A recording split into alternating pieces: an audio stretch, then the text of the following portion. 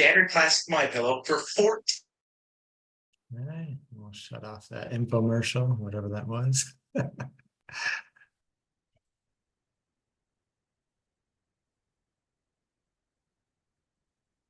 Infomercial. I bet a lot of people are probably similar in age to me, around 50 or so. Remember the infomercial days? And there'd be those like 30-minute long things on television, ending with some kind of 1-900 number to call and buy something. I haven't seen one of those in ages. Okay, we'll just wait another minute or so, let people in. Gonzalo, how are you? I see Gonzalo here. Yeah, good to see you. Gonzalo is in our CEO Accelerator right now, so that's Tomorrow nice. is holiday in Portugal, so Yeah. I will attend the Q&A session. Yeah, excellent. Okay. Yeah, we'll just wait another. I usually wait about 3 minutes before we start these. We had a couple of hundred people register, and usually you get about half or so people show up live, and then the others. This will be recorded too, by the way.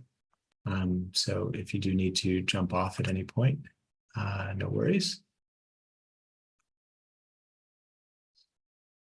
Okay.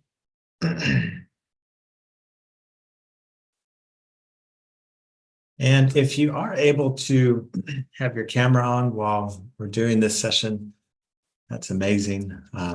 Makes it a lot more interactive. If you aren't, I totally get it. But if you are, it's a lot more enjoyable than kind of staring into the Zoom abyss. So very much appreciated. Thank you. And we are about to start. And then, Jakob, when I switch over to you, would you be able to take over the room admissions? Great. Okay. Okay, well, let's get started. So welcome, everybody. Thanks for joining today. This is the first of a new routine. So we're basically going forward, me and the team here. It's genuinely a team effort. We're going to be trying to do one of these webinars every single week, and just trying to provide a lot of free value and advice. Of course, it is connected, in full transparency to something that we're rather proud of and that we're celebrating. I'll go ahead and start with that. So these talks are in celebration of our CEO Accelerator. So this is what I believe is a truly game-changing program, a program designed to help the leaders of SMBs. It's suited for CEOs, for C-suite members, for people who are responsible for P&Ls, budgets, or their particular region, have CEO-like responsibilities. And we're currently in our first cohort right now. And our second cohort starts in January. And so with these talks, what I like to do in these talks is give you a taste of the types of things that you would be learning if you were part of the CEO Accelerator.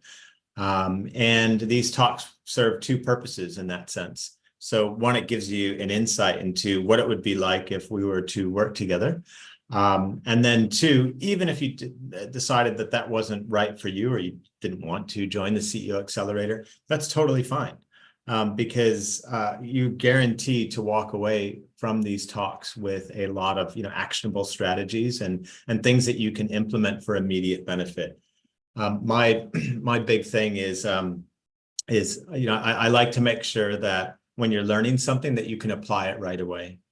And the reason being is when I was growing up, I remember in the 80s, 90s, it was knowledge is power, like that was the catchphrase.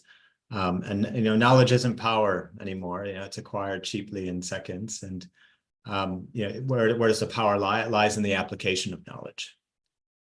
So everything that I teach I always try to pair up with actionable tools so that you can implement for immediate benefit. There's students from various programs that I see that I've done on this call right now, and they would be able to personally attest to, the practicality of everything that we do. So today you're going to walk away with 7 of the most prominent mistakes that I see CEOs, including myself in my own journey as a CEO, making. And also actionable strategies for how you can overcome those mistakes and how you can address them. All CEOs will face, senior leaders as well will face unique challenges, of course, but I find that these issues, these problems tend to be universal. And just before we get started, so I'll do a quick screen share, and then we're just going to jump straight into it. So for those of you that are not aware. So let me just show you here. So in the chat here, if you haven't yet seen the CEO Accelerator, so that's it in the chat there. And I'll just show you very, very quickly here. So this is the CEO Accelerator. That's what these talks are all in celebration of. The accelerator is meant to deliver 3 outcomes. So help you scale your company, become a great CEO, and unlock your full potential. So it ends up being a combination of company building, leadership development, and peak performance. The next cohort starts in January 2025. You can join the wait list here. There are limited spaces available because we can't have too big of a cohort because it will negatively impact the learning experience. So if you are interested, especially following this talk, after you get a bit of a taster of what it might be like to work together, do join the wait list now rather than later because it's already getting quite full. And you could spend time later going through this page. But as I said, the program is essentially the combination of 3 things together: company building, leadership development, and peak performance. And today's talk is going to give you a taste of a lot of the things that appear within the leadership pillar of the program. There's also plenty of testimonials here from clients that I work with whose businesses I've helped scale. They range from Ali, who's a productivity expert and has a creator business. Aid has an accountancy business, rather big, 265 million in revenue, 65 million in EBITDA. Founders, who are pre-revenue, tons of various industries. Again, you can go through this in your own time. And the program consists of 4 main components. So from January, when the next cohort launches, there's a masterclass on Wednesdays, and then there's coaching and mentoring on Fridays, toolkits and frameworks, and you plug into a community of like-minded peers. Okay, and there's guest speakers that feature in the program as well. And if you wanted to go more deeply into the curriculum, you'll find you can go into every single module and understand what's it about, why is that important, and what are the key learning outcomes. So that's there for you to take a look at. Again, if you are interested, make sure you join the wait list before that fills up. And without further ado, let's jump into today's talk. So I would assume most of you, if you're on the call, you know who I am if you've joined this call, but just in case. So my name is Eric Partaker, and a little bit about my background. So I started off as a consultant with McKinsey & Company, first in their Chicago office, then in their Oslo, Norway office. I'm half American, half Norwegian. So it's this blend of capitalism and socialism together. And after McKinsey, I was part of the early team at Skype. This is back when we actually used to use Skype. Remember that? That was about 20 years ago. We don't anymore.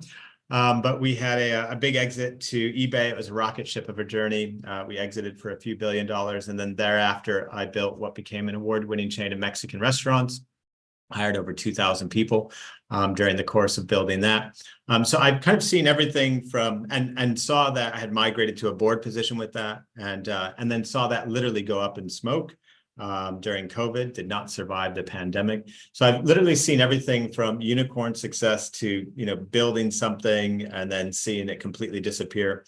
And these days, I live in Portugal. For the last several years, my wife and I, with our own kind of investment/advisory firm, have been working one-to-one with CEOs of small and medium-sized businesses, helping them do 3 things. And some of the businesses we decide to make investments in as well. We take a 3-pillared approach to scale. So anybody that comes to us naturally will want to scale their business. But what I always say to them is, look, if you want to scale your business, you have to recognize that that is the hardware. And if the hardware is to operate correctly, you have to code the software correctly. And the software are two other pillars that you need to scale in parallel to the business. And that's the leadership of the person at the helm. And then also is that individual operating to their fullest potential. And so there's an A to B journey across those three pillars: scaling the company, your leadership, and yourself. You're going from startup to scale up, from founder to CEO, and from current to best self. And all three are important. You can't just scale one without the other.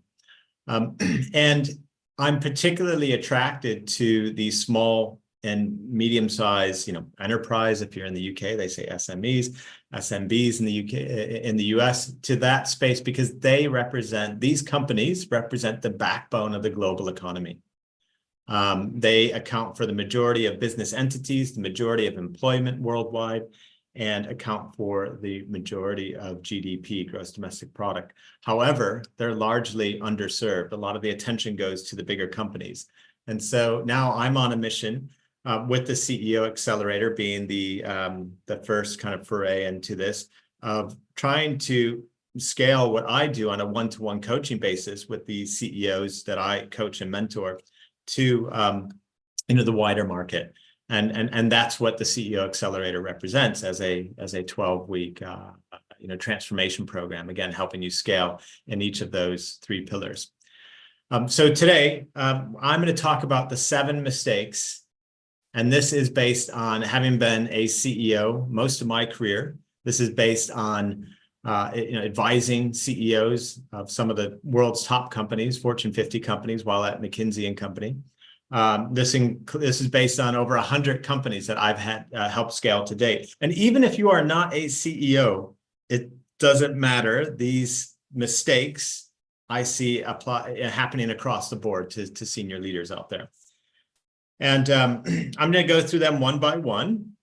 And I refer to them as mistakes, or we can also just call them wake-up calls, and give you actionable strategies to help remedy each.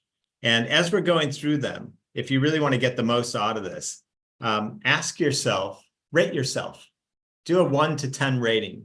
So, a 10 is, I'm perfect in this area. This is not a development area for me. I don't need any work here. You're God's gift to the world when it comes to whatever that is. And a 1 is, you can only go up. But don't lie to yourself, because you're literally only shortchanging yourself there. So rate yourself along the way. And it's important to do that, because one of the things that I always teach in everything that I do is 80-20. You have to, and it's actually one of the things that we're going to be talking about today, one of the 7 things. You have to look for the 20% of things that will create 80% of the improvement that you're seeking. So as we're going through today, find your 80-20s. What are the 20% of the mistakes, the wake-up calls that I'm highlighting to you based on the self-ratings that you do, that if you worked on, if you improved, could create the most momentum for you in your life, in your work? The first wake-up call. If your team is failing, you need to look into the mirror, because you are the problem. And that might seem a bit harsh, and you might be thinking about other members of your team and go, no, they're the problem. But it's often not the case. You see, leadership begins with self-awareness, right? And when a team underperforms, the first place a true leader looks is not outside the window at external factors, but they look at themselves. Acknowledging that you might be part of the problem is the first step in becoming part of the solution. I once was coaching a tech CEO, and he was getting quite frustrated with the fact that his engineering team wasn't delivering at the speed that he would like. And this was creating a lot of issues. It's creating a lot of upward issues for him as well, because the board was getting quite pissed off, frankly, with the timelines not being met repeatedly. And he was just at a loss. He kept asking me, Eric, how do I get this team to properly move? And I said, well, have you solicited the team for feedback? Well, what do you mean? Well, have you asked the team if there's anything that you could be doing better, more often, or more consistently that would help them hit their deadlines? And after a little bit of resistance, he went ahead and he had individual conversations with everyone. And he found the 80-20. He found the 20% of the things that he was doing that it was appearing in across 80% of the conversations. And it was that his constant last minute changes with what was being requested and being asked for, changes to the specification, changes to the scope, was actually causing the delays. And so I showed him, it took him through a way in which he could specify goals more clearly, involve the team more upfront, get them to weigh in so that they're more likely to buy in on all the things that were being outlined. And things started to operate, a lot more quickly, a lot more smoothly for him. So the wake-up call here is, once again, if something is not going right with your team, point to yourself before you point externally. Ask yourself, how might I be contributing to this? What might I be doing that's creating the conditions that I say I don't want? And ask your team. Suspend your disbelief. Ask the team, to what degree are you at fault here? See, there's something called fundamental attribution error. You may or may not have heard of this. Fundamental attribution error is part of the human condition. It's basically what it means is that when something's going wrong for ourselves, we point to external conditions. When something's going wrong with another person, we go, oh, it's something wrong with them. And we need to reverse that. Now, this is a human bias, right? We all have this. Doesn't make you a bad person for it. But by being aware, remember, self-awareness is super important for leadership. So being aware of this bias is super important, because your first port of call, once again, when something isn't going right, ask yourself, how might I be contributing to the conditions that I say I don't want? What is it that I may or may not be doing that's leading to this? And it will probably be a blind spot, whatever it is. But the thing is with blind spots is that they tend to only be blind to you. Everyone else can see them. So if you ask other people what those things might be, you will often get the answer. Okay, going through 7 of these. Okay, so the actionable tip there was, 1, recognizing a fundamental attribution error. Don't fall victim to that. You tend to point out with yourself rather than pointing in. So reverse that. Point to yourself first. Suspend disbelief. And then ask those around you too, how might I be contributing to this? Right? Suspend disbelief, ask. You will be enlightened. Number 2, and this is kind of a follow-on from the first one. Another wake-up call here, or a mistake, however you want to think about this. If you can't handle criticism, I'm sorry, but you are not fit to lead. Okay. Leadership requires thick skin. Okay. And it requires an open mind. And nobody gets to the top, on their own. You need the support and the help of other people. And you also need their support and help in identifying the things that, you could improve. And it's a constant journey. Kaizen, if you're familiar with the Japanese term, continuous improvement. This is absolutely essential to you as a leader. You will not continually get great results out of your team year after year unless you yourself are continuously improving. And it is impossible to continuously improve without feedback. If you look at the best athletes in the world, none of them, there's no, show me an Olympian who's won a gold medal without a coach, right? That doesn't happen. And, you're playing a sport here. Your sport is business. And you need that outside perspective. You need criticism. And there's a difference here between being open to feedback and actively soliciting it. If you truly appreciate feedback for what it is, your path to improvement, your path to reaching your full potential, that's what it is. It's a clunky word, but ultimately feedback is nothing more than your delivery mechanism for you reaching your full potential. Now, most people will say, no, Eric, I get feedback. It's important. I'm open to it. That's passive. Being open to feedback is, I hope somebody's going to give me some feedback and they hope you're going to take it well, right? And then, hope is not a strategy. I'm sure you heard that term before. So being open is not enough. You have to actively solicit. And you don't wait for annual performance reviews or formal 360s. If you really want to reach the top of your game as a leader, and this is something I was absolutely obsessed with in my own journey. I've done the founder to CEO transition, and I knew that I had to confront my deficiencies along that way. And one of my deficiencies was that I wasn't open for feedback. And then I discovered that it's not just being open, you have to actively solicit. When you actively solicit, it just becomes part of your repertoire, right? So in your one-to-ones, in your meetings with others, you might say, hey, as much as we were just talking about your learning and development right now, look, I want that to be a two-way street, not a one-way broadcast. I also want to improve. And I'm sure you'd want to help me improve too, right? Yeah, I would love to help you improve. Great. What's one thing I can do? Again, I just said this earlier in the first wake up call. What's one thing I could be doing better more often or more consistently? That would help me improve. Because I'm not perfect. There must be something. And you have to kind of make it, especially if you're in a leadership position, if you notice some of the word choices that I used just there are kind of some of the stepping stones to get the person comfortable. When you're in a superior position, people will be very hesitant to say anything negative to you. That might feel great, but that actually holds you back. That will hold you back. You will top out somewhere because of people being afraid to speak their mind to you. So you have to do your best to undo that. You have to do the best to grease the skids to kind of let that feedback flow.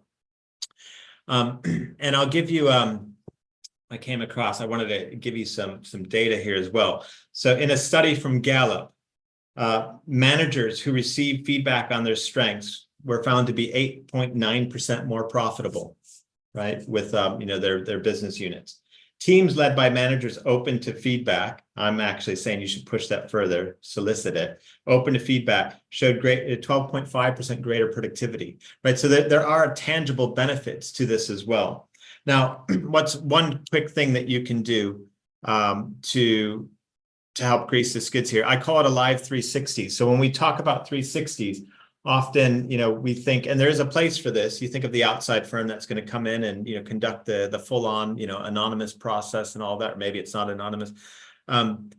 That's great, but it's a lot of setup, and it might not, and it's not going to happen at the frequency that I think you need. And I think you need to create a culture where people are actually comfortable giving feedback to each other. Now, if you do not have a lot of trust and security in your team, what I'm about to suggest here is not going to be possible. So then you have to be working on something else first. You have to develop that trust.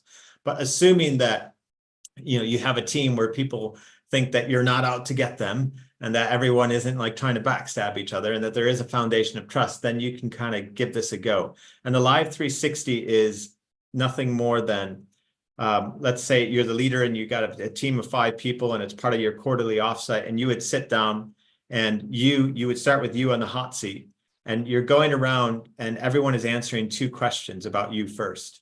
And so the first question is, what is it that you do that contributes to the high performance of the team?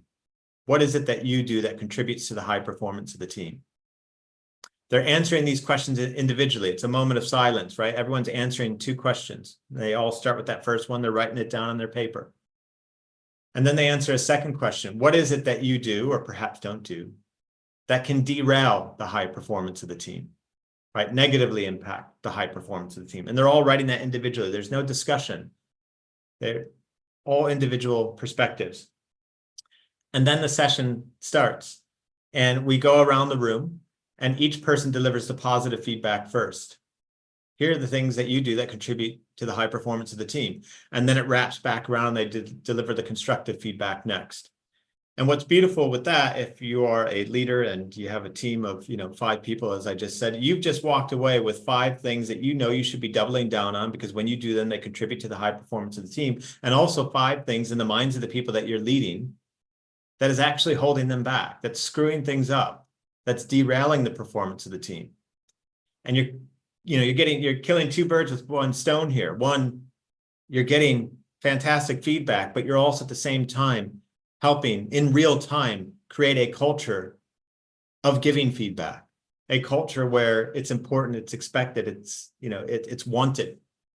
And then you proceed around the room, adjusting the hot seat. When you're receiving the feedback, you're only allowed to say 2 things. Thank you, or ask a question for clarification. There's no debate. And that's very, very, very important, because the moment you start debating the feedback, you destroy the very thing that you're trying to create. Okay, if you can't handle criticism, you are not fit to lead. So take the lead. Show that you're open for feedback. Show that high performance is important to you.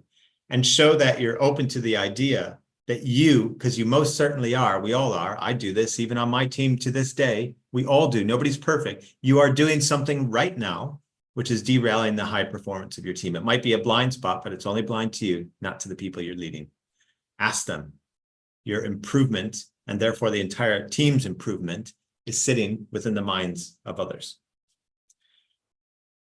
Number 3, I call this, I need to come up with a catchier title for this one, but I'll put it this way. Somebody asks you for a hot cup of water for, a tea, and you go and you boil the ocean. So what do I mean by that? Focus, narrowing, your perspective, analysis paralysis. When we constantly seek to look at absolutely everything, analyze everything, read up on everything, we boil the ocean. And this holds us back as leaders, right? We need to instead become what I refer to as an 80-20 machine. Life is nonlinear. And if you as a leader can constantly seek the leverage, find the leverage, the 20% of causes that are leading to 80% of the effects, you will not only save a tremendous amount of time, but you will make better decisions. And boiling the ocean is something that will also trigger procrastination because it feels overwhelming, the task at hand. It can trigger indecision, and it can trigger mistakes, looking at the wrong things or prioritizing the wrong things. Let me give you an example of how I didn't boil the ocean and how it enabled me to do something that I had never done before. So I at the start of the talk, I shared a bit of my history of going from McKinsey to, helping build Skype. And then after the exit of Skype to eBay, I built a Mexican restaurant chain. Now, I knew nothing about Mexican food other than I liked eating it. It tastes good. But in terms of like how to build a restaurant chain, who the hell knows? I didn't know. But again, I knew what tasted good. But I thought to myself, hang on, let's just take an 80-20 approach here so that we focus on the right things in the right sequence. And we were building a quick service restaurant chain. And so I thought, okay, there's a lot that we could be focusing on here. There's the food, there's the people, there's the restaurants itself. Where's the 80-20 here? What's the 20% of the focal points that could generate 80% of, the success that we're seeking? And so I naturally zeroed in on the food. Okay, but food is multidimensional. We have flavor, texture, aroma, appearance. Again, where's the 80-20, the 20% of factors which I thought would drive 80% of the guest satisfaction? And I focused on the flavor. But with the flavor, there's lots of meal components that impart the flavor. And at the time, I looked at our 17 different meal components and I thought, okay, where's the 80-20 here? What are the 20% of these meal components that drive 80% of the flavor? So you keep going levels of 80-20 down. And by doing that, suddenly I zeroed in on 3 things: the salsas, the meat marinades, and the sauce that the beans were cooked in, because this was what was imparting the most flavor. And then we looked at the recipes for those specific meal components. And I asked the chefs, because again, I didn't know. I said to the chefs, but I know how to ask the right questions and I know how to structure my thinking. And ask the chefs, okay, with these ingredients here, what are the 20% of the ingredients that will impart 80% of the flavor? Holding cook processes and everything else, constant, because obviously you can screw that up and then it screws up, everything. And long story short, by doing this, we suddenly zeroed in on certain key ingredients like dried chilies. There's an entire rainbow of dried chilies in Mexico that impart tons of flavor that you could not get in the UK, which is where we were building the restaurant chain, at the price or quality that we needed. And then that led to flying to Mexico, holding a press conference with a local Mexican farming community to create the relationships with the right farmers to get these quality ingredients grown specifically for us and then shipped over to the UK. All of that translated, ratcheting back up to food, which became, rated #1 by Zagat, #1, Mexican restaurant in the country. But it was all because of taking an 80-20 approach. What are the 20% of the factors? And doing it levels and levels, drilling down, that will lead to 80% of what we're seeking. 80-20 can also apply to the amount of time that you spend on something. So you could, for example, spend, just to make the mathematics super simple here. So let's say you're going to spend 5 hours on a presentation. So if 5 hours would get you 100% output on that presentation. And let's say it's not like a client pitch presentation. Let's say it's more like you're trying to make a, internal pitch. Okay, so 5 hours makes it perfect. Granted, if it's like the app, you're trying to get a deal with Google, maybe you would spend 5 hours on that to get it perfect. But again, if it's, an internal thing, would 20% of the time, spending 1 hour get you, 80% good enough? And then you can kind of, deliver that presentation. I'm going to be super frank today with this talk right now. I've 80-20'd it. I didn't spend 5 hours in this talk. I have a handful of notes here, right? I spent an hour, okay? Because I know that I can still deliver a lot of value, right, with an 80-20 approach. And as a leader, you have to make sure that you're not boiling the ocean. You have to make sure that you're super protective of your time. Time is truly the scarcest resource on the planet, because every second once gone, you has no chance to recover. And you must protect it. And you must protect it in terms of how much time you allocate to things. And you must protect it in terms of where you direct your energy. And so the example that I just gave you with the restaurant chain there was showing you how I was strategically using 80-20 to focus on the right component within the pillar of food. Okay, so don't boil the ocean. Become an 80-20 machine. Life is non-linear. Look for the 20% of factors which will create 80% of the improvement that you're seeking. Number 4, wake-up call. If your team's afraid to speak up, you've already failed as a leader. So what do I mean by this? Well, a culture of open communication is essential, right, to effective leadership. So, when team members are reluctant to share their ideas or concerns, you're going to get a big breakdown in trust and openness. And the trust and openness, that's essential, to a healthy culture. So what can we do to make sure that our team isn't afraid to speak up? 3 things here. 3 very simple things. 2 of them quite easy to do. One's a little bit harder to execute. Number 1, recognize that the world consists, just to keep it super simple, of introverts and extroverts. You have ambiverts too as well, and people who are kind of like in the middle, depending on the topic being discussed and all that. But look, 80-20, 20% of the complexity here for 80% of the results. Let's keep it simple. Introverts, extroverts. We know the extroverts, right? In a meeting, they don't need any encouragement to speak up. What ends up happening though? The introverts in the presence of an extrovert will become even more introverted.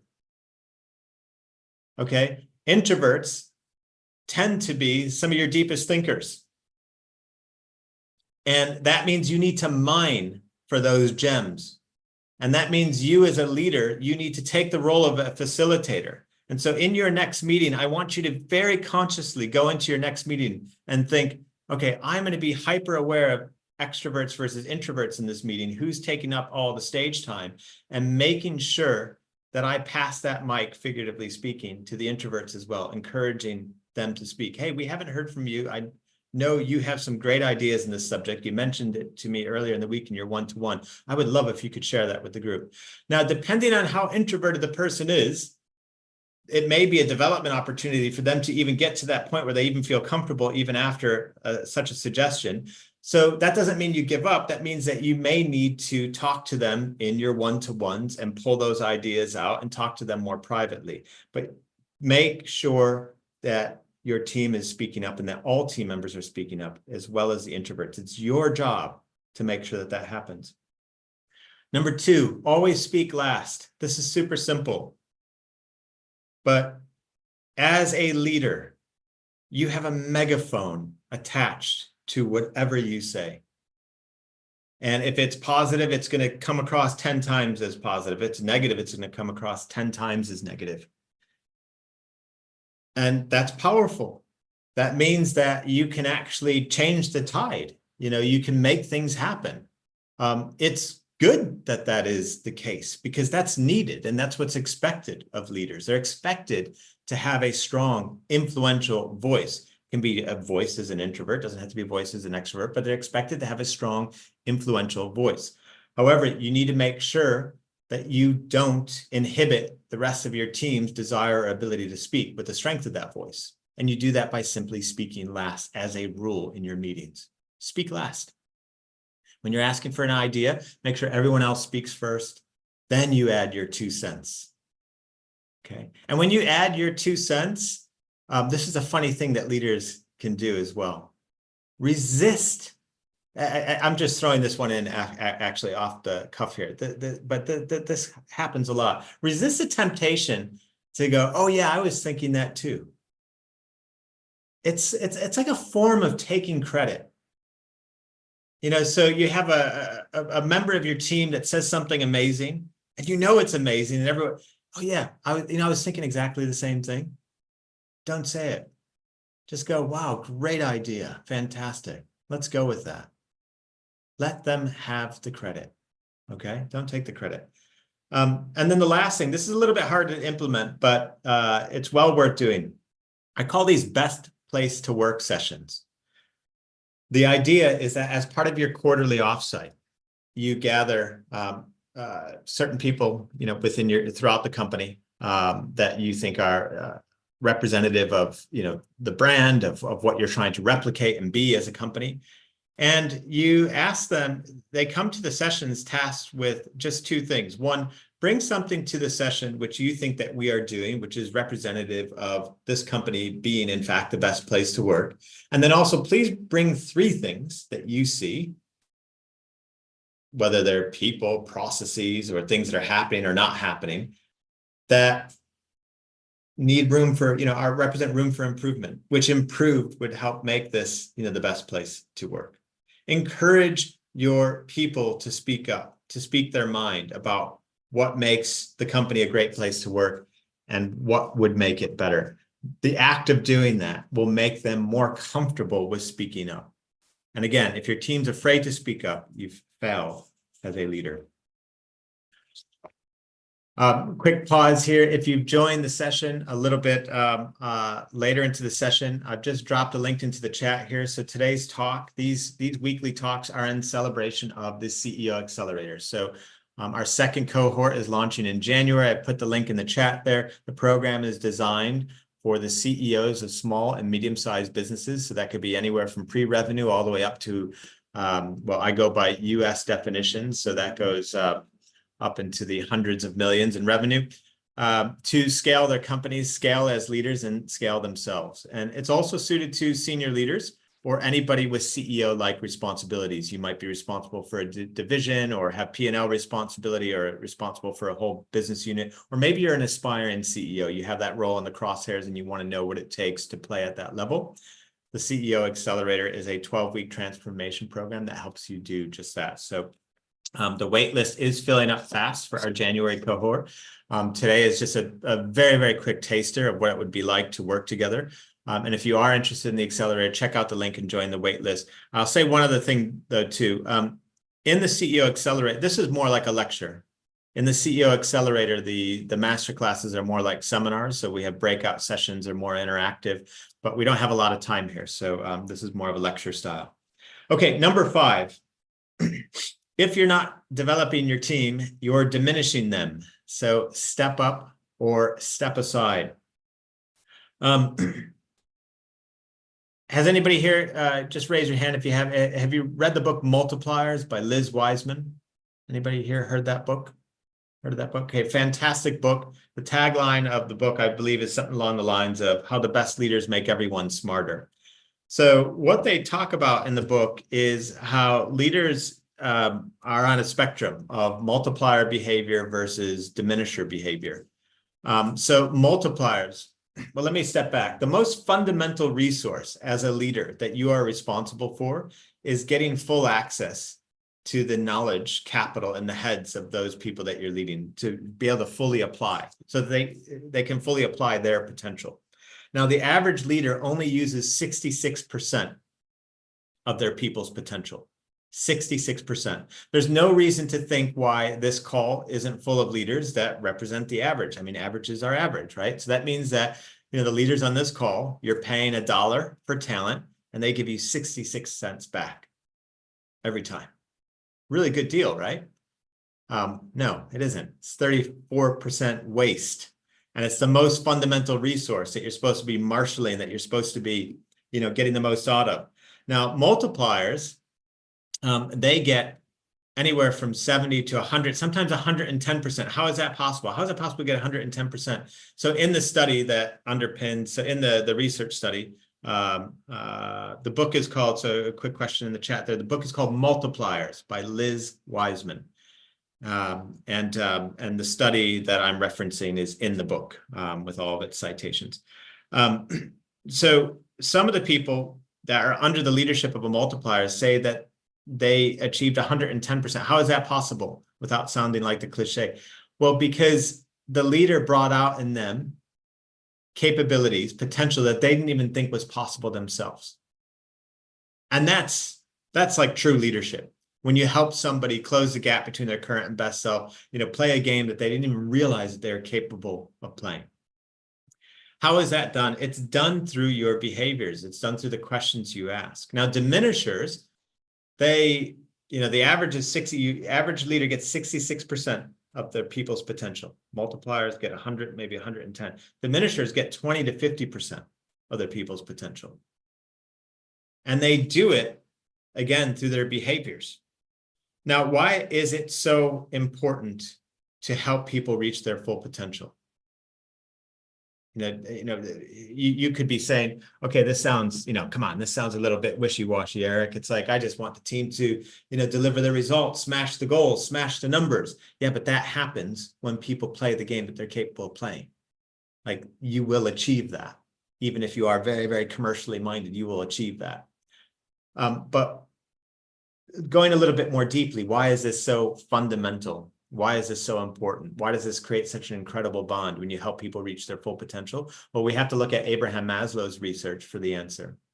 So Abraham Maslow developed his hierarchy of needs, which basically says that human beings go through various needs that they need to fulfill in pursuit of ever higher needs. So at the base of his hierarchy of needs is that a human being needs to sort out basic things like food, shelter, safety, finance. But then they look for love, belonging. But then their highest need, their path to deepest fulfillment, lies in reaching their full potential. But only 2% of people are estimated to do that.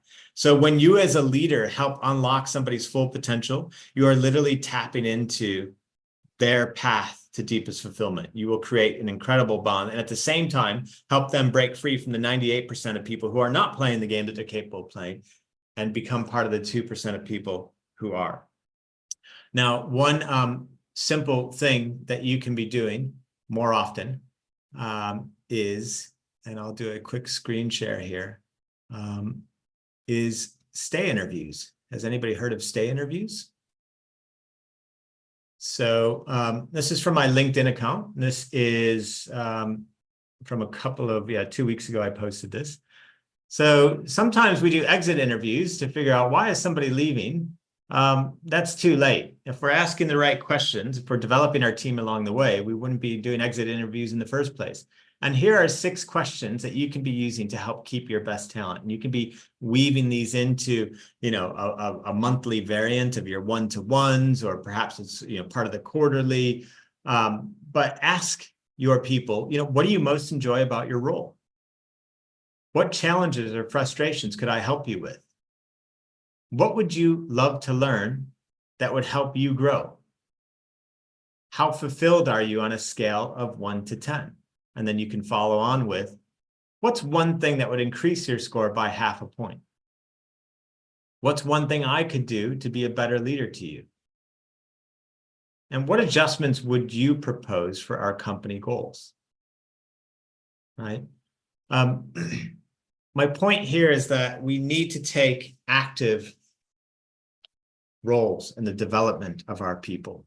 If you help your people close the gap between their current and best self, then you literally will tap into the deepest, most resonant force, right, that you can in another human being. The stay interview, that was on my LinkedIn account. If you wanted to find that post, it's from like a couple of weeks ago, if you just scroll through.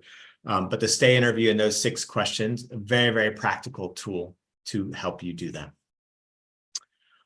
All right. See, 6:15. I want to leave some time for Q&A. Number 6. Okay, this is fascinating. Number 6 is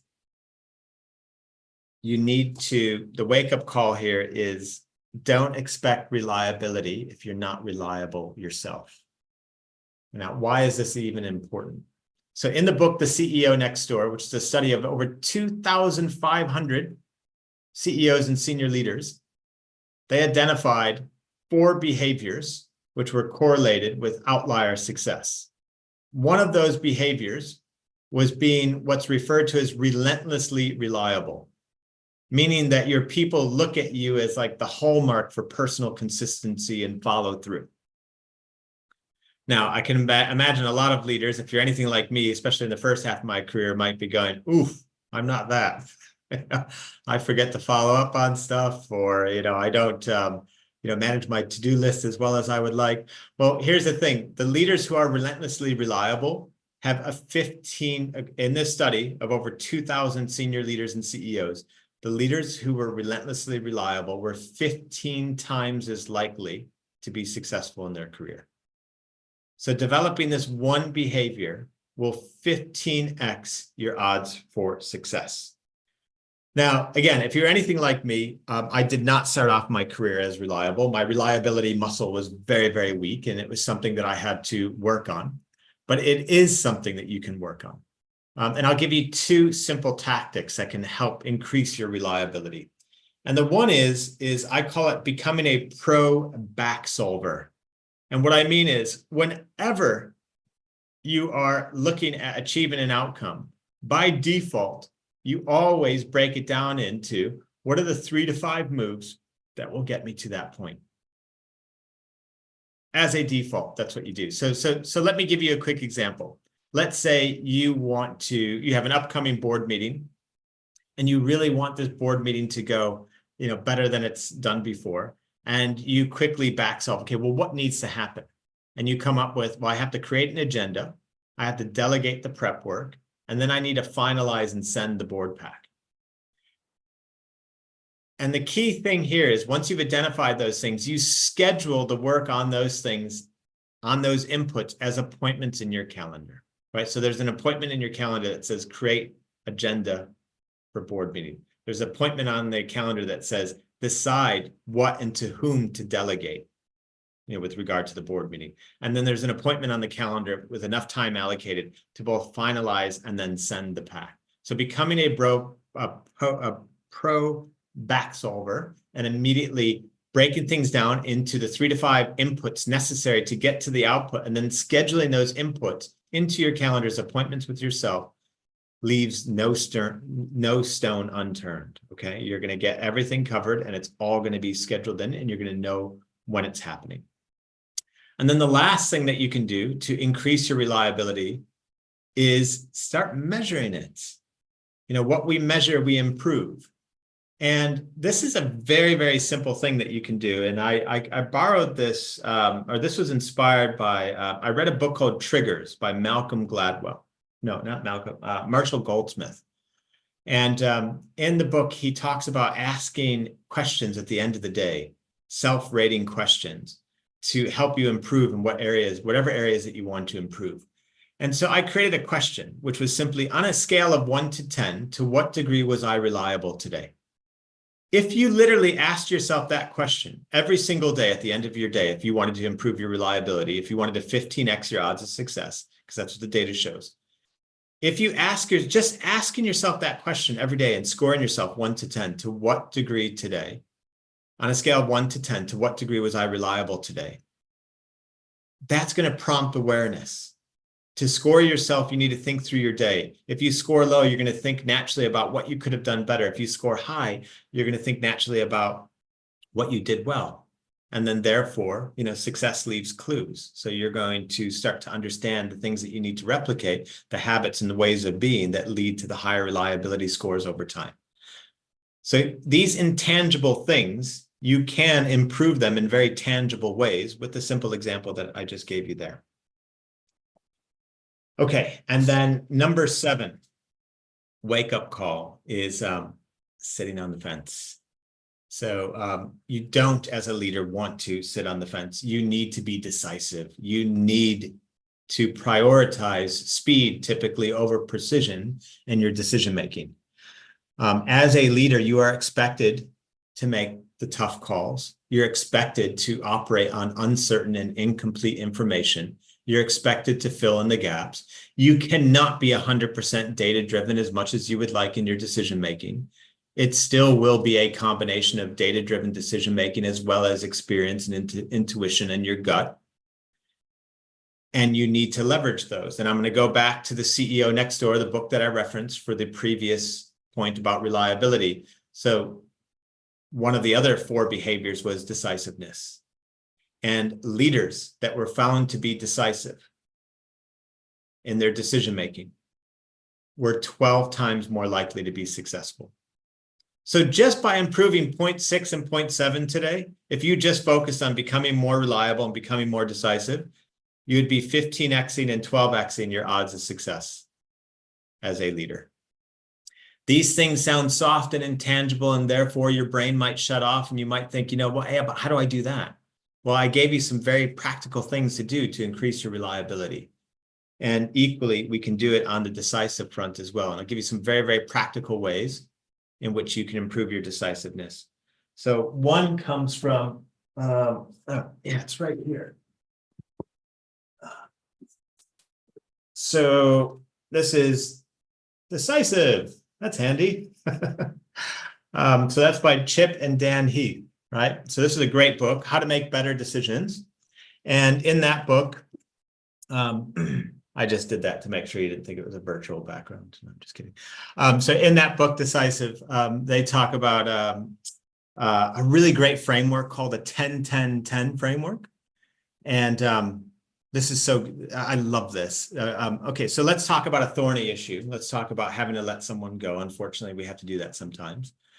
Often leaders will sit on a conversation like that or an action like that for too long because it's painful, it's uncomfortable. But sometimes that needs to happen, unfortunately. And to illustrate the model, so you have to have that difficult conversation of letting someone go. The 10-10-10 framework is, how will you feel 10 minutes after the decision, 10 months after the decision, and 10 years? And you literally just write it out. So 10 minutes after having that conversation, how am I going to feel? Awful. Okay. Nervous. I gotta, the person didn't react well, and we're not even going to have like a handover period. And now I got a massive hole in the team. Life is not going to be great. How are you going to feel 10 months though? Fast forward. I'll probably, feel good that I had made the decision, because now things have been squared away and things are better now. And now we have a higher performer with the right attitude in that role. How will you feel in 10 years? Oh, 10 years from now, I'll probably look back at that and laugh and go, it's unfortunate that I've had to make several more decisions like that, but I have, and they've just been, become part of the job, right? Part of the role. So the point with the 10-10-10 framework is that it helps distance you from the problem. And when we are not decisive, when we are trapped in indecision, it's usually because we're too stuck into it. And by taking the 10-10-10 approach, you distance yourself from the problem, which helps you then make a better decision. Another quick tip for being decisive. So human beings have a complexity bias. We tend to make things more complex than they need to be. Again, be aware of this. And then the simple question to ask when you're sitting there indecisive, I'm not sure what to do. Ask yourself the following question. What if this was easy? What if this was easy? What would I do then? You will be enlightened, because if it was easy, usually the answer just emerges like, oh, well, you just wouldn't even bother with this. You would just do that. That's another way in which you can increase your decisiveness very, very simply, very quickly. And the last thing is running pre-mortems. So die before you die. So instead of just doing a retrospective at the end of a project where you look back and say, okay, what went well, what didn't, what did we learn? Do that at the front end, because often when we're indecisive, we're not sure what to do. It's because there's secret risks subconsciously or consciously that are lurking there, which are inhibiting our ability to move. We're worried about those risks. We're worried about, what if it goes wrong? Instead, with a pre-mortem, you and the team, you say to the team, look, I want you to fast forward 6 months from now. We've failed with this project, with this initiative. What would be the primary reasons that would have driven that failure? And you have the team, you contribute their collective wisdom, you identify those top 3, 4, 5 things, and then you go around, you ask, okay, well, what actions can we take today in terms of how we structure the project, how we check in, who we put onto the team, what we do differently in our approach that would mitigate each of those risks. And when you do that in a pre-mortem way, when you die before you die and anticipate failure and then buffer against it, you can suddenly become more decisive because the tail's not wagging the dog anymore, right? You now know what those big scary things are. You've thought them through intelligently and you've developed action plans for each. Okay, that was today's quick talk. We had an hour together. These are 7 like wake-up calls, mistakes, things that I see plaguing many CEOs and senior leaders out there. I will end with, there's the link once again to the CEO Accelerator. If you are interested in working together as a senior leader, as a CEO, please take a look at the link. I deliver my best in all the programs that I put together. And if I have the chance to work with you, we will do some great things together. So join the wait list before it fills up. The next cohort starts in January. Thanks very much. And I'll just open up for any questions anybody has. I'm here to help. I can even stay on a little bit longer if you like, but any questions at all? Yes, Peter. Thank you very much for these. They were great, and I was so busy taking notes. I missed your heading line for number 5. Number 5. I will need to go back to my magic 80-20 notes here. Okay. If you are not. Yes. If you're not developing your team, you're diminishing them. Step up or step aside. Thank you. That is very helpful. Yeah, no worries at all. Would your program be in the chat here? So would your program be appropriate for someone going into a senior director? Yes. We have in the first cohort right now of the CEO Accelerator, we have some non-CEOs as well in the program. They're senior leaders. If you're responsible for a big leadership role, or if you just simply want to up your game and think in a way that a CEO needs to think, which will help anybody, in a leadership position, then, this program will help you. Any other questions before we sign off? No? And this, a recording of this, by the way, it will be going out, as mentioned, to everyone that took part in today. Thanks for all the comments in the chat. Really appreciate it. I hope you found this useful. And I will see you around on LinkedIn and elsewhere. Have a great evening. Bye-bye. Thank you.